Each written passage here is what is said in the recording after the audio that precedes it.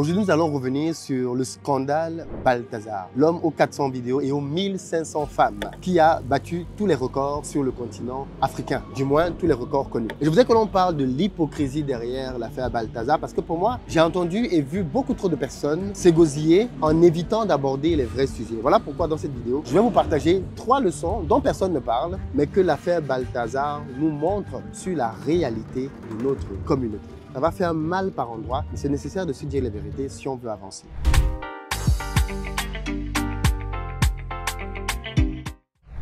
Salut à toi, bienvenue sur ma chaîne, moi c'est Philippe Simon et ici je te parle de business, de développement du continent africain. Donc si toi aussi ça t'intéresse, tu t'abonnes. Les amis qui êtes aux États-Unis, j'organise le 30 novembre prochain une grosse formation dans le Maryland avec mon mentor Bertin Tiofo qui vient spécialement depuis ses usines et ses champs du Cameroun pour partager avec vous les meilleures opportunités business à saisir sur le continent africain. Si vous voulez générer tous les mois 2 000, 3 000, 10 000, 15 000 $, vous devez absolument être à cet événement-là parce que nous allons vous montrer comment c'est parfaitement possible tout en vivant aux États-Unis. Certains d'entre vous ne sont pas prêts à rentrer sur le continent africain maintenant, mais ce n'est pas un problème. Vous pouvez quand même commencer à faire du business dès à présent. Et d'ailleurs, ceux d'entre vous qui n'ont pas d'idées, c'est l'endroit parfait pour venir et repartir avec des idées concrètes à implémenter. Ne tardez donc plus. Réservez vos places dès à présent. Pour ceux d'entre vous qui êtes en Côte d'Ivoire, petit rappel, si vous avez besoin d'un véhicule pour vous déplacer, pick-up, SUV, berline, on a ce qu'il vous faut en fonction de votre budget. Ici, par ailleurs, vous cherchez plutôt un appartement de bon standing. Dans la barre de description, vous avez des liens qui vous conduisent vers plusieurs de nos biens. Je voudrais donc revenir sur le scandale Balthazar. Vous vous rappelez tous peut-être de l'histoire derrière. Balthazar, c'est un haut fonctionnaire en Guinée équatoriale dont les vidéos ont défrayé la chronique il y a de cela quelques semaines parce qu'on a pu apercevoir ces ébats sexuels avec plusieurs personnes. Alors, il y a plusieurs versions. Certains parlent de 400 vidéos, d'autres parlent de 1500 vidéos. Quoi qu'il en soit, il y a beaucoup de vidéos dans lesquelles on voit M. Balthazar en compagnie de plusieurs femmes manifestement consentantes à être filmées dans des ébats sexuels. Suite à cela, il y a eu une déferlante de vidéos qui se sont déversées sur la toile, dans lesquelles les gens promettaient qu'on verrait très prochainement des grandes influenceuses africaines qui seraient dans ces vidéos-là. Et bien évidemment, derrière, il y a eu beaucoup d'accusations qui ont été faites. Mais je voudrais quand même que l'on se dise quelques vérités. La première vérité, c'est que moi, je n'ai pas été surpris par l'affaire Balthazar. Je pense juste que l'affaire Balthazar vient mettre à nu une réalité que les gens qui vivent en Afrique connaissent déjà. C'est qu'en Afrique, l'argent et le pouvoir donnent un accès illimité au sexe. Je répète, l'argent et le pouvoir donnent un accès illimité au sexe. Si tu as de l'argent sur le continent africain, ou alors si tu as une position d'influence qui généralement se caractérise par de l'argent aussi, tu as un accès quasi illimité au sexe. Balthazar a juste profité de ce qui lui était disponible. Mais de Balthazar, il y en a beaucoup dans nos capitales. Et peut-être que toi qui es sur cette vidéo, tu en connais. On connaît probablement, beaucoup d'entre nous, des Balthazar. Des hommes qui alignent conquête après conquête. On ne sait pas ce qu'ils font dans les chambres. Est-ce que ceux-là aussi filment ou pas? Ça, c'était peut-être le petit bonus de Balthazar. Mais dans tous les cas, dire qu'un homme qui a de l'influence en Afrique, qui a un peu d'argent, couche avec beaucoup de femmes, c'est rien de nouveau. Enfin, je veux dire, c'est vulgaire même, c'est répandu. C'est le contraire qui est exceptionnel. C'est quand un homme qui a beaucoup de pouvoir, qui a beaucoup d'argent, ne se livre pas à ce genre de situation, qu'on est plutôt à ce moment-là dans un cas de figure exceptionnel. Ce n'est donc pas exceptionnel qu'un monsieur comme Balthazar enchaîne des rapports avec plusieurs femmes. Et je le répète, il y a des Balthazar à Abidjan, il y en a plein. Il y a des Balthazar à Dakar, il y a des Balthazar à Yaoundé, à Douala, il y a des Balthazar dans toutes nos capitales, à Bamako, à Lomé, à Cotonou. Ils sont partout. Ils sont nombreux. Donc, je ne sais pas pourquoi est-ce que maintenant, le pauvre Balthazar est devenu, je sais pas moi, le mec sur qui tout le monde tire. Il ne fait rien d'exceptionnel. Si vous connaissez des gens au pays, et moi j'en connais, donc je parle en connaissance de cause. Si vous connaissez des gens au pays qui ont un peu d'argent, mon ami, sachez qu'ils ont accès à du sexe illimité. Pour ceux d'entre vous qui êtes dans la diaspora, qui ne connaissaient pas le pays, ok. Deuxième élément, c'est que Balthazar est un modèle pour les jeunes qui n'ont pas d'argent en Afrique. Vous allez remarquer que la plupart des vidéos qui sont sorties sur Balthazar étaient des vidéos admiratives de Balthazar. Remarquez bien, des gens ont même fait des chants pour Balthazar. Des gens ont fait des sketchs pour Balthazar, des gens ont repris l'histoire de Balthazar sous plusieurs formes, mais toujours dans le sens d'encenser Balthazar. Balthazar est un modèle. Pourquoi? Parce que Balthazar est parvenu à faire ce que la plupart des jeunes Africains rêvent de faire, à savoir avoir du sexe en illimité. Beaucoup de personnes qui suivent cette chaîne parce qu'ils veulent avoir de l'argent pour aller chercher du sexe. Oui, beaucoup de personnes qui suivent cette vidéo, j'ai déjà parlé de ça d'ailleurs, beaucoup d'entrepreneurs en Afrique ne développent pas leur business à cause du sexe. Parce que quand tu commences à avoir un peu d'argent, beaucoup de personnes multiplient les conquêtes. Or, dans nos pays, généralement, conquête veut dire dépense. Donc, si tu as 10 copines, bah, c'est x10 le budget. Si tu en as 20, c'est x20. C'est donc ton petit business qui commence à démarrer, que tu vas repartir entre 20 femmes, tu ne vas pas t'en sortir.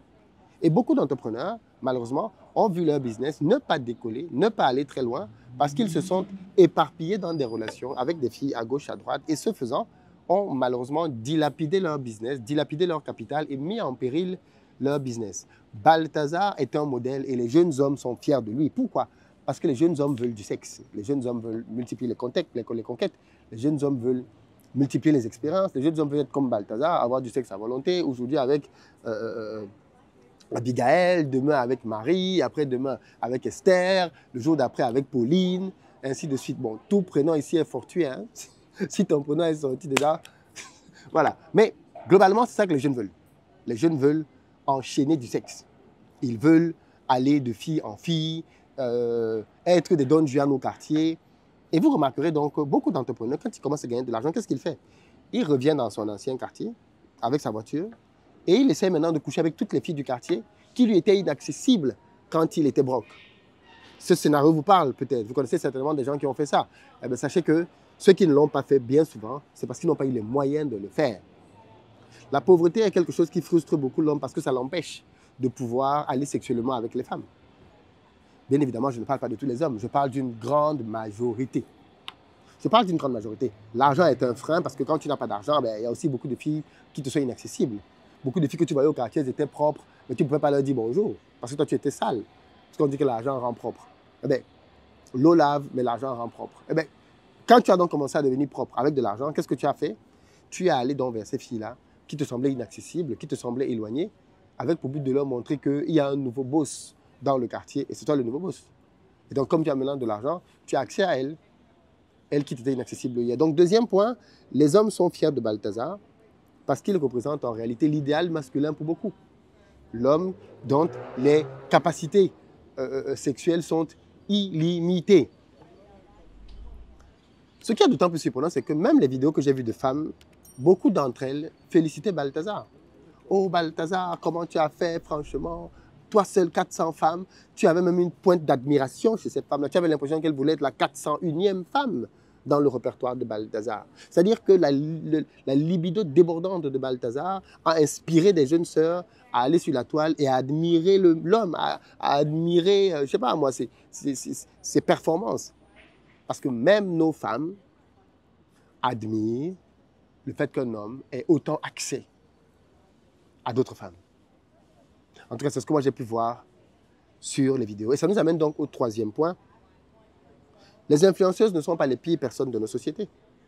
On a bien vu dans la vidéo de Balthazar que les femmes avec lesquelles il était, ce n'étaient pas des influenceuses. On n'a vu aucune influenceuse notoire là-dedans. Il allait avec des femmes du quotidien, des femmes hyper diplômées, des femmes qui étaient mariées, des femmes qui avaient des fonctions, des femmes qui étaient responsables, les mêmes femmes qui passent leur journée à critiquer violemment les influenceuses en les traitant de femmes légères, de prostituées, de PUTE. On dit tout aux influenceuses, ce sont des porte-à-porte, elles mangent du caca, c'est grâce aux hommes qu'elles parviennent à avoir ce style de vie-là. Et bien, ce qu'on a vu dans les vidéos de Balthazar, c'est que 400 conquêtes, 1500 vidéos, c'était avec des femmes plutôt respectables. C'était avec des femmes qui avaient des diplômes. C'était avec des femmes qui avaient fait des études. C'était avec des femmes à qui on ne pouvait rien reprocher de prime abord. C'était avec des femmes chez qui tout semblait être correct.